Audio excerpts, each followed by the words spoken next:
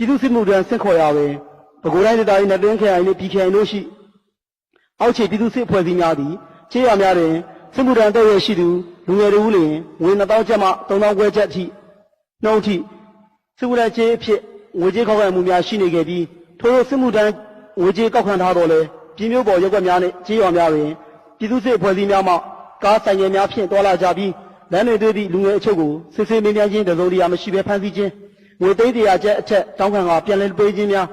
နှင့်ညချိန်တွေများသို့အစင်းအစ်ပြကလူငယ်များဖမ်းဆီးခြင်းများနှင့်ပထောင်မြို့နယ်ရွှေတော်မြို့နယ်အောင်လံမြို့နယ်တို့မှပြည်သူ့စစ်ဖွဲ့များမှပြည်မြို့နယ်၏ဧရိယာတွင်သို့ဝင်ရောက်ပြီးစစ်မှုထမ်းအကြောင်းပြကနေကျော်ဖမ်းဆီးခြင်းများပြုလုပ်ခဲ့သောကြောင့်ပြည်ခရိုင်ရှိလူငယ်လူရွယ်များစုသည်အခြားမြို့ရွာနိုင်ငံများသို့ထွက်ပြေးရှောင်ခဲ့ကြပြီးကျန်ရှိနေသည့်လူငယ်လူရွယ်များအနေဖြင့်လည်းကြီးလန့်အစားစားလှုပ်လှုပ်ကန်နေကြရပါတယ်လူငယ်လူရွယ်များရဲ့မိဘများအနေဖြင့်လည်းတာသမီများနဲ့ပတ်သက်၍စိုးရိမ်ကြောင့်ကြမှုများခံစားနေကြရပါတယ်ဆက်ရော်လုပ်ငန်းရှင်များအနေဖြင့်လည်းလုံသမားရှားပါးမှုပြဿနာများကိုရင်ဆိုင်နေကြရပါတယ်အောက်ခြေဝန်ထမ်းများမှဥပဒေလူတွေများကိုလိုက်နာရတွင်အားနည်းမှုများရှိနေကြသဖြင့်အစိုးရအသင်းနှင့်ပြည်သူကြားယုံကြည်မှုတည်ဆောက်နိုင်ရန်ခက်ခဲမှုရှိလာနိုင်ပါတယ်ဘဝရိုင်းဒေသကြီးအေဂျင့်တာဖွံ့ဖြိုးတိုးတက်အောင်ဆောင်ရွက်မယ်ဆိုရင်တိုင်းဒေသကြီးအတွင်းမှာရှိတဲ့ပြည်သူများရဲ့အားပေးကူညီထောက်ခံမှုများလိုအပ်မယ်ဖြစ်ပါတယ်ပြည်သူ့စစ်မှုထမ်းစစ်ခေါ်ရေးနဲ့ပတ်သက်၍အောက်ခြေဖွဲ့စည်းများမှဥပဒေနည်းဥပဒေတို့လေးစားလိုက်နာပြီးစနစ်တကျဆောင်ရွက်မည်ဆိုရင်ပဲခူးတိုင်းဒေသကြီးအနေဖြင့်လျင်မြန်စွာဖြင့်ဖွံ့ဖြိုးတိုးတက်မှုရရှိလာမည်ဖြစ်တာကြောင့်ပြည်သူ့စစ်မှုထမ်းစစ်ခေါ်ခြင်းလုပ်ငန်းကိုဥပဒေနည်းဥပဒေများနဲ့အညီတည့်မဲ့ဆောင်ရွက်ရန်အစီအစဉ်ရှိမရှိလေးစားတော်ပြင်ကျေပွင့်ပြမိန်းကိုတင်ပြမိန်းအပ်ပါတယ်ခင်ဗျာ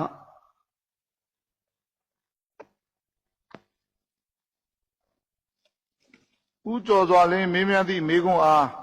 းလုံခြုံရေးနှင့်နယ်စပ်ရေးရာဝန်ကြီးဌာနဝန်ကြီးကဖြေကြားပေးဖို့ဖြစ်ပါတယ်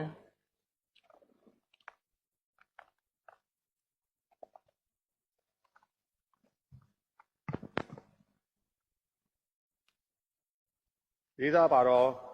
တတ်တဲ့ပြင်ဗဟိုတိုင်းဒေသကြီးလွှတ်တော်ဒုတိယပုံမှန်အစည်းအဝေးတတိယနေ့ကိုတက်ရောက်လာကြတော့လွှတ်တော်ဥက္ကဋ္ဌကြီးနဲ့လွှတ်တော်ကိုယ်စားလှယ်များအားလုံးမင်္ဂလာပါလို့နှုတ်ခွန်းဆက်သအပ်ပါတယ်တတိယကျင်းဗဟိုတိုင်းဒေသကြီးလွှတ်တော်ဒုတိယပုံမှန်အစည်းအဝေးမှာပေါကောင်းမြို့နယ်မဲဆန္ဒနယ်အမှတ်2မှာလွှတ်တော်ကိုယ်စားလှယ်ဦးကျော်စွာလင်းမေးမြန်းတဲ့ကျေပွန်ပြမေးခွန်းနဲ့ဆက်လင်းပြီးတော့မှာကျွန်တော်ဗဟိုတိုင်းဒေသကြီးစိုးရအဖွဲ့ဝင်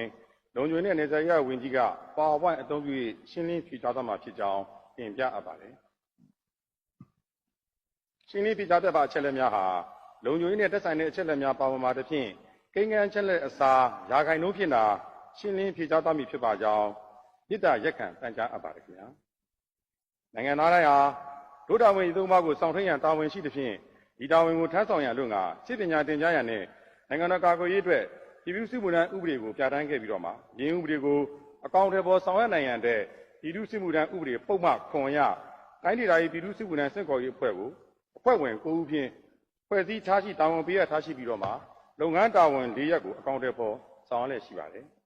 ပြည်သူ့စစ်မှုထမ်းဥပဒေအရစစ်မှုထမ်းဆောင်ရန်အသက်အရွယ်သတ်မှတ်ချက်ဟာဆိုရင်မျိုးသားဖြစ်လို့ရှိရင်ကျွန်တော်အသက်18နှစ်မှ35နှစ်ထိဖြစ်ပြီးတော့မှစစ်မှုထမ်းကာလကို2နှစ်ထိတာဝန်ထမ်းဆောင်မှာဖြစ်ပါတယ်။နောက်ပြည်သူ့စစ်မှုထမ်းတင်တန်းအမှတ်စဉ်1ကနေ25ထိလဲကျွန်တော်အမျိုးသားတွေကိုပြည်သူ့စစ်မှုထမ်းဖြစ်စင့်ခေါ်စုဆောင်းလက်ရှိပြီးတော့မှဘုရားဒေသကြီးအတွင်းမှာကျွန်တော်အသက်18နှစ်မှအသက်35နှစ်ကြားမှာဆိုရင်တော့ကျွန်တော်အမျိုးသားဥယေ9,300,000ကျော်ရှိပါတယ်။ဒါကြောင့်မလို့ပြည်သူ့စစ်မှုထမ်းတင်တန်းအမှတ်စဉ်တစ်ခုအတွက်ဒီတတ်မှတ်အင်အားကိုပြည်သူ့စစ်မှုထမ်းစင့်ခေါ်ရေးဘုအဖွဲ့ကနေပြီးတော့မှတိုင်းဒေသကြီးပြည်နယ်လိုက်သတ်မှတ်ပေးပြီးတော့မှပဲခူးတိုင်းဒေသကြီးရာဆိုရင်သတ်မှတ်အင်အားပါတင်ပြပါရာခိုင်နှုန်းအလိုက်သက်ဆိုင်ရာခရိုင်မြို့နယ်များကိုကျွန်တော်သတ်မှတ်ခွဲဝေထားရှိပြီးတော့မှ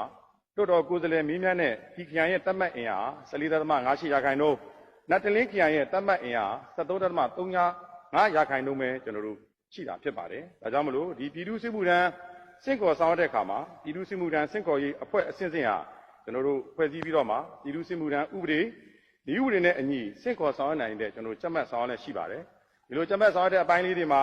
ပြည်သူ့စစ်မှုထမ်းဥပဒေအခန်း1ကျွန်တော်အပိုင်း2မှာပါတဲ့အပိုက်ခွဲခါခွဲမှာဆိုလို့ရှိရင်ကျွန်တော်တို့ပြည်သူ့စစ်မှုထမ်းထမ်းဆောင်ရမယ့်အသက်အရွယ်ဟာအသက်18နှစ်ပြည့်ပြီးတော့မှအသက်35နှစ်တည်းမပြည့်သေးတဲ့အကျိုးဝင်တွေကိုဤဥပဒေပါတင်ပြပါပုံစံ1ကနေကျွန်တော်တင်ပြပါပုံစံ6ထိကိုဒါကျွန်တော်တို့စင့်ခေါ်ပြီးတော့မှဈေးအောင်မြင်တဲ့သူတွေကိုကျွန်တော်တို့တက်ဆိုင်ရာတင်နန်းကျောင်းတီးတီးကိုပို့ဆောင်ပေးလျက်ရှိပါတယ်နောက်တစ်ခုကတော့ပုံစံခွန်ကနေစပြီးတော့မှပုံစံ7ထိကတော့ကင်းလွတ်ရှော့ပေါ့ရွှေဆောင်ပြည်တော့မှနောက်ဆုံးပြည်သူ့စစ်မှုထမ်းတာဝန်ထမ်းဆောင်ပြီးတဲ့အခါမှာကတ်ထုတ်ပေးတဲ့အဆင့်ကိုကျွန်တော်တို့ဒါဆောင်ရတာဖြစ်ပါတယ်။ဒီဆောင်တဲ့အပိုင်းဒီမှာဗဟိုတိုင်းဒေသကြီးရဆိုရင်ပြည်သူ့စစ်မှုထမ်းစင့်ခေါ်ရေးနဲ့ပတ်သက်ပြီးတော့မှလုပ်ငန်းစဉ်အတိုင်းကိုစင့်ခေါ်တဲ့အခါမှာ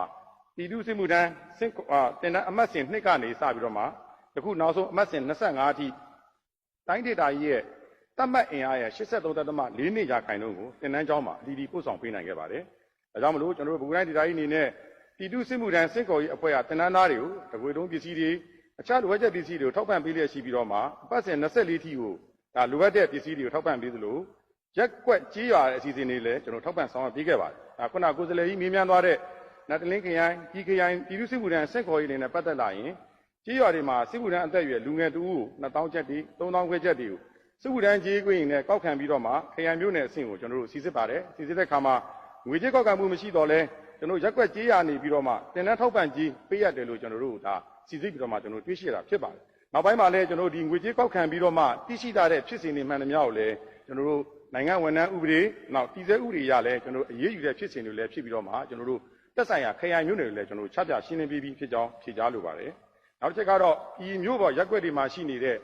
့ကြီးရွာတွေမှာပြည်သူ့စစ်ဖွဲ့တွေကကားတွေဆိုင်ကယ်တွေနဲ့သွားလာပြီးလမ်းမှာတွေ့တဲ့လူငယ်ချုပ်ကိုစစ်ဆေးမိမှန်းတာတစုံတရာမရှိဘဲနဲ့ဖမ်းဆီးတာတွေလည်းကျွန်တော်တို့စစ်ဆေးခါမှာမရှိပါကြောင်းဒါပေမဲ့လို့လုံခြုံရေးခြေနေရရဲတပ်ဖွဲ့တွေကဆိုရင်ကင်းလဲတဲ့ခါမှာလှည့်ကင်းဆောင်ရတဲ့ခါမှာမတင်ကားသူတွေကိုလုံခြုံရေးအရာစစ်ဆေးခြင်းများတာဆောင်ရလက်ရှိကြောင်းဒါဖြေကြားလိုပါတယ်။နောက်တစ်ချက်ကတော့ငွေကြက်နဲ့သိန်း100ထက်ကိုပေးပြီးတော့မှပြန်လည်လွှတ်ပေးခြင်းနေတဲ့စီစစ်တဲ့ခါမှာလည်းအဓိကတော့ကျွန်တော်တို့အိမ်တွေဝင်တဲ့ခါမှာညအချိန်နေအိမ်တွေကိုလုံခြုံရေးအရာပူပေါင်းစစ်ဆေးတာတွေဆောင်ရွက်တယ်။အဲစင်းစစ်တာတွေဆောင်ရွက်ပြီးတော့မှမတင်ကားသူတွေကိုစစ်ဆေးမေးမြန်းပြီးတော့မှခိတ္တထိန်းသိမ်းပြီးတော့မှရက်ကွက်ကြီးရွာတွေမှာမူရည်ရန်ကားသူတွေကိုလည်းဥပဒေနဲ့ညီဖမ်းဆီးရေးယူနေများကိုလည်းဆောင်ရွက်ခဲ့တာကြောင်းကျွန်တော်တို့ဖြေကြားလိုပါတယ်။နောက်ချက်ကတော့ဗတောင်းမြို့နယ်ရွှေတောင်မြို့နယ်အောင်လံမြို့နယ်ဒါကတော့ကျွန်တော်တို့ဒီတိုင်းနဲ့ပြည်နယ်မှာပြည်နေတဲ့ပြည်မြို့နယ်အတွင်းမှာဝင်ရောက်ပြီးတော့မှပြည်သူ့စစ်မှုထမ်းစုဆောင်းတာတွေမပြုလုပ်ဖို့အတွက်လည်းကျွန်တော်တို့ညွှန်ကြားချက်တွေထုတ်ပြန်ထားရှိပြီးဖြစ်ပါတယ်။ဒါလည်းခရိုင်နေမြို့နယ်တွေသိရှိပြီးဖြစ်ပါတယ်။သို့တော်ညာလည်းတိုင်းဒေသကြီးချင်းချင်းမှာမြို့နယ်ချင်းချင်းကြား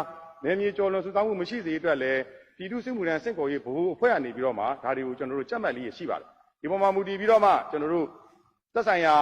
ာတိုင်းဒေသတွေကိုတိုင်းနဲ့ပြည်နယ်တွေကိုကျွန်တော်တို့ဒါနေကျော်စုတယ်ဆိုလို့ရှိရင်ကျွန်တော်တို့ဒါအကြောင်းကြားပါတယ်အကြောင်းကြားတဲ့အခါမှာမကွေးတိုင်းဒေသကြီးအောင်လံမြို့မှာရှိတဲ့နယ်မြေကျော်လွန်စုဆောင်းခဲ့မှုတွေကိုပြန်လွတ်စေလို့ပေးခဲ့ရမှာလဲမကွေးတိုင်းဒေသကြီးဖွဲ့နဲ့ကျွန်တော်တို့ဒါညှိနှိုင်းဆောင်တဲ့အခါမှာပြည်မြို့နယ်က2ဦးရွှေတောင်မြို့နယ်က3ဦးတဲကုန်းမြို့နယ်က6ဦးဂျိုးပင်ကောက်ဇီးကုန်းသာယာဝတီမိုးညိုမြို့နယ်တွေကနေ4ဦးစုစုပေါင်း15ဦးတို့လည်းမိဘအုပ်ထိန်းသူနေရာထံကိုပြန်လည်ပေးရခဲ့ကြောင်းဖြေကြားလိုပါတယ်ကျွန်တော်တို့ဗိုလ်တိုင်းဒေသကြီးအနေနဲ့ပြည်ထောင်စုသမ္မတမြန်မာနိုင်ငံတော်ဖွဲ့စည်းပုံအခြေခံဥပဒေ2008ပုံမှန်340မှာပြဋ္ဌာန်းချက်အရတပ်မတော်ဟာမြို့သားကာကွယ်ရေးနဲ့လုံခြုံရေးကောင်စီရဲ့သဘောတူညီချက်ဖြင့်နိုင်ငံတော်လုံခြုံရေးနဲ့ကာကွယ်ရေးမှာပြည်သူတရားလုံးပါဝင်ရေးအတွက်စီမံဆောင်ရွက်ခွင့်ရှိပါတယ်။တပ်မတော်ရဲ့ဥဆောင်မှုဖြင့်လည်းပြည်သူ့စစ်မဟာဗျူဟာကိုဖော်ဆောင်ရမယ်လို့ပြဋ္ဌာန်းချက်ကြောင့်ပြည်သူ့စစ်မှုထမ်းဥပဒေကိုနည်းဥပဒေများနဲ့အညီပြည်သူ့စစ်မှုထမ်းရန်အသက်အရွယ်ရောက်သူအားလုံးကိုအထက်ဖော်ပြပါကျွန်တော်တို့ပုံစံအနေနဲ့ကျွန်တော်တို့ဒါအားလုံးပေါင်း12ခုဖြစ်ပါတယ်ဆင့်ခေါ်ပါတယ်။ဒါရောက်သတင်းပို့အမည်ဖြစ်ပြီးတော့မှထပ်ပြေးသိမ်းရှောင်မှာကလည်းပြည်သူ့စစ်မှုထမ်းဥပဒေရပုံမှန်23ရအရေးယူခံနိုင်မှာဖြစ်တဲ့အတွက်ကြောင့်မလို့ထပ်ပြေးသိမ်းရှောင်ခြင်းမပြုလုပ်ရန်အတွက်လည်းကိုယ်စားလှယ်ကြီးများကလည်းကုညီဆောင်ရွက်ပြုတဲ့အကြံပြုတင်ပြလိုပါတယ်။တို့တင်ပြရဲဆိုတဲ့အကြောင်းအရာကျွန်တော်တို့ဗဟိုတိုင်းဒေသကြီးအနေနဲ့ပြည်သူ့စစ်မှုထမ်းစင့်ခေါ်ရေးအဖွဲ့တွေရာဆိုရင်ခရိုင်မြို့နယ်ပြည်သူ့စစ်မှုထမ်းစင့်ခေါ်ရေးအဖွဲ့တွေကကျွန်တော်တို့ပုံမှန်ကျွန်တော်တို့ဒါထက်ဌာနအနေချပြတဲ့အပေါ်မူတည်ပြီးတော့မှအစည်းအဝေးတွေကိုကျွန်တော်တို့အပတ်စဉ်ကျွန်တော်တို့လစဉ်ဆောင်ရွက်လက်ရှိပါတယ်။တို့လူတွေနဲ့ဆောင်ရွက်ခါမှာလည်းကျွန်တော်တို့ငွေကြေးကောက်ခံမှုမရှိစေရေးအတင်းအဓမ္မခေါ်ဆောင်မှုတွေမရှိစေရေးအတွက်ကျွန်တော်တို့ကြက်မှတ်ဆောင်ရွက်လက်ရှိပါတယ်။ဒါနဲ့ပတ်သက်ပြီးတော့မှပြည်သူ့စစ်မှုထမ်းဆောင်ရေးအဖွဲ့ဘိုလ်အဖွဲ့ကလည်းပြည်သူ့စစ်မှုထမ်းဆောင်ရေးတင်တဲ့အပတ်စဉ်လိုက်ညွှန်ကြားချက်တွေထွက်တဲ့အခါမှာလုပ်ငန်းဆောင်ရွက်မှုတွေလည်းအချိန်သတ်မှတ်ချက်ဇယားတိုင်းတိုင်းဖရီနဲ့အညီကျွန်တော်တို့အချိန်မီဆောင်ရွက်ပြီးတော့မှကြက်မှတ်ဆောင်ရွက်လက်ရှိပါတယ်။ဒါကြောင့်မလို့ဗဟိုတိုင်းဒေသကြီးတော်တဲ့မှာကျွန်တော်တို့နယ်မြေချို့ဟာပဲခူးရိုးမနဲ့ဆက်ဆက်နေပြီးတော့မှလုံခြုံရေးခြေနေရတချို့နေရာများဟာကောင်းမှုရှိတဲ့ကြောင့်လုံခြုံရေးကောင်းမွန်တဲ့ရက်ကွက်ကြီးရတော်မှာလည်းကျွန်တော်တို့ဒါပြည်သူ့စစ်မှုထမ်းကိုစင့်ခေါ်ဆောင်ရလက်ရှိပါတယ်။ဒါအင်အားပြည့်မီအတွက်လည်းကျွန်တော်တောင်ပိုင်းနဲ့စစ်ဌာနချုပ်နဲ့စစ်စင်ရေးလုံခြုံရေးဖွဲ့မှန်းနဲ့ပေါင်းဆက်ပြီးတော့မှပြည်သူ့စစ်မှုထမ်းတောင်လူများကိုစင့်ခေါ်ပြီးတော့မှအလှည့်ကျတာဝန်ထမ်းဆောင်ခြင်းတွေကိုလည်းဆောင်ရွက်ပြီးတော့မှပူးပေါင်းကြက်မှတ်လက်ရှိပါတယ်။ဒါတွေဟာနိုင်ငံသားအားလုံးဟာမိမိနိုင်ငံကိုကာကွယ်ရတဲ့တာဝန်ရှိတာဖြစ်တဲ့ကြောင့်မလို့လူဝက်ပါကစစ်မှုထမ်းဆောင်ရမည်ဖြစ်ပြီးနိုင်ငံတော်ကာကွယ်ရေးတဲ့အတက်ပညာများကိုတက်အပ်မည်ဆိုတဲ့အသိစိတ်ရှိလာစေရန်အတွက်2024ခုနှစ်ဖေဖော်ဝါရီလ10ရက်နေ့မှာမြန်မာနိုင်ငံရဲ့ပြည်သူ့စစ်မှုထမ်းဥပဒေကိုကျွန်တော်စတင်အသက်သွင်းခဲ့တာဖြစ်ပါတယ်။ဒါနိုင်ငံတော်လုံခြုံရေးအတွက်ရည်ရှိဒီဇိုင်းမတ်လှုပ်ဆောင်ရမယ်အထူးကောင်းမွန်သောလုပ်ငန်းစဉ်တစ်ရပ်ဖြစ်ပါတယ်။ဒါကြောင့် World Population Review ကျွန်တော် website မှာဆိုရင်ကမ္ဘာပေါ်မှာစစ်မှုထမ်းဥပဒေပြဋ္ဌာန်းထားပြီးပုံစံမျိုးစုံကျင့်သုံးတဲ့နိုင်ငံ86နိုင်ငံရှိပါတယ်။ဒါကြောင့်မလို့ဘဝအမျိုးနည်းဖြစ်တဲ့ မြန်မာနိုင်ငံကိုမျိုးသက်တဲ့လူငယ်တွေအဆက်ဆက်ကလည်းရှေးလူငယ်များနည်းတူကာကွယ်ဆောင်ရှောက်မယ်တာဝန်ရှိပါတယ်။ဒါကြောင့်မလို့နိုင်ငံတိုင်းမှာ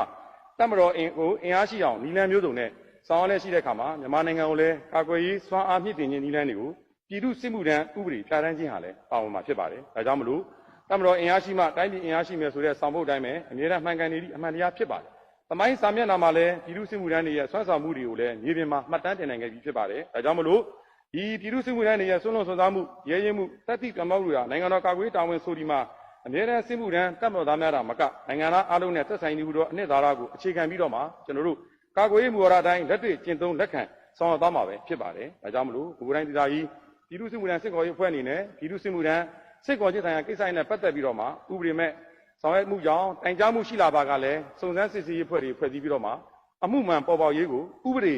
နည်းဥပဒေတို့လိုများနေစနစ်တကျစစ်ဆေးဆောင်ရွက်လည်းရှိပါတယ်။ဒီကျူးလွန်တဲ့အမှုပေါ်မှာမူတည်ပြီးတော့မှအရေးယူဆောင်ရွက်ခဲ့တဲ့ဖြစ်စဉ်များလည်းဖြစ်ခဲ့ပြီးတော့မှကျွန်တော်တို့အထက်ကိုလည်းအခြေအနေတပြေးညီတင်ပြဆောင်ရွက်ခဲ့ပါတယ်။ဒါကြောင့်မလို့ပြည်သူလူထုကြားမှာနိုင်ငံတော်နဲ့အုပ်ချုပ်ရေးအဖွဲ့အစည်းတွေရဲ့ဆောင်ရွက်မှုပေါ်ဒီလိုဝေဖန်တာတွေထင်အောင်ဓမ္မဖြစ်စဉ်ဟာဝါဒပြသတင်းထုတ်လွှင့်တာတွေရှိနိုင်တဲ့အတွက်ကြောင့်မလို့ပြည်သူ့စစ်မှုထမ်းဆင့်ခေါ်တဲ့အခါမှာဥပဒေနည်းဥပဒေနဲ့ညွှန်ကြားချက်နဲ့အညီကျွန်တော်တို့တက်မှတ်စွာဆောင်ရွက်နိုင်ရေးအတွက်ဒုတာဝန်ရေးသုံးပါးကိုအခြေခံပြီးတော့မှဗိုလ်တိုင်းဒေသကြီးဟာပြည်သူ့စစ်မှုထမ်းဆင့်ခေါ်ရေးအဖွဲ့ဟာခရိုင်မြို့နယ်အဆင့်ဆင့်သောပြည်သူ့စစ်မှုထမ်းစစ်ကော်ရေးအဖွဲ့များကိုစနစ်ကျစစ်ဆေးပြီးကျွန်တော်တို့ဝန်ကြီးချုပ်ကြီးနဲ့ကျွန်တော်တို့ကိုယ်တိုင်ကြက်မှတ်ဆောင်ရွက်ရှိပါကြောင်းကြေကြားတင်ပြအပ်ပါတယ်ခင်ဗျာကျေးဇူးများကြီးတင်ပါတယ်